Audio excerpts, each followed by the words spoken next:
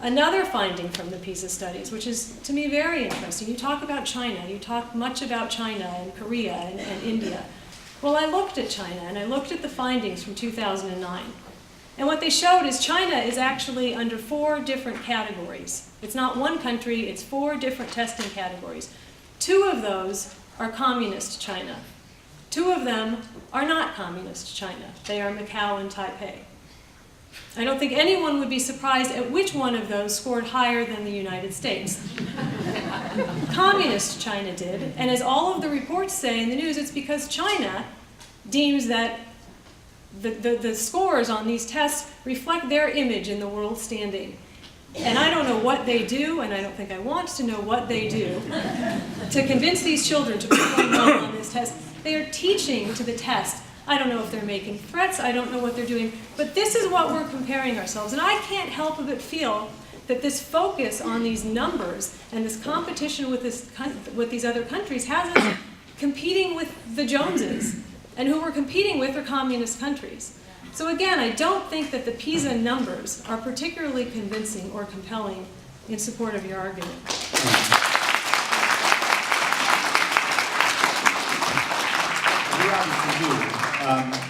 I guess what I would say about that, so you don't think there's any issue about globalization. You don't think our kids are going to be competing on a global stage. You don't think that's going to be taking place. Because I think that's an important piece. I said no such thing. Well, I guess maybe you didn't say that. I guess my issue is that you're talking about this like we shouldn't be worried. Like there's not a concern. And I guess I'm just trying to get to the fact about how... I'm sorry, maybe that's how I'm hearing it then. I don't want to put words in your mouth, but I guess that's what I was hearing, is that you're talking about, you know, if they're cheating on the test or if they're doing something to stagger results. I also didn't make the point they were cheating on the test. I understand, and I know you didn't say that, but I mean that was definitely implied in what you were teaching to the test, or however they're getting their scores up on. I guess that's what I was responding to. Not at all, and it goes back to my point, and the studies regarding the PISA results, which are actually in the PISA study themselves, about dividing the results into, and I hate to divide along socioeconomic grounds, but frankly it is a reality that we need to deal with. And you in particular need to deal with it in the city of Los Angeles. But those schools that are already performing at the top don't need additional time. Right, and what I would say to that too is I've been principal in 2 different schools. I've been principal at an inner city school and then kind of what you just find as a high-end school. And I have experience with kids in both those communities.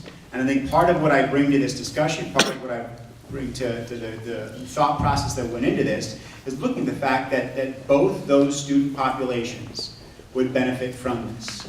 And that's where I approach it from.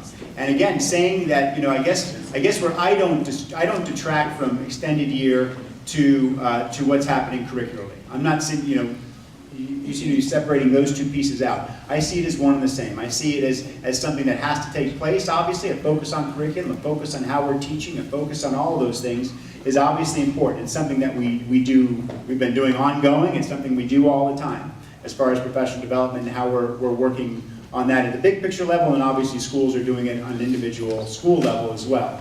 So we see that piece as being important, but we also recognize that an extension of the school year is also beneficial when you have that in place. A study from Michigan said that it is true that some countries, such as Korea and Japan, average more than 200 days of school per year and consistently outscore the United States on tests like PISA. Several other countries, however, average fewer school days than the United States and still score higher on the same tests. Analyzing internationally standardized We're at the test bottom scores as far as number of days, though. and average number of school days We are. versus... No, we're not. Sweden is at the bottom, and they scored number 4 in the world. Yeah. Okay, why don't we take a question back over here? Thank you very much. Thank you.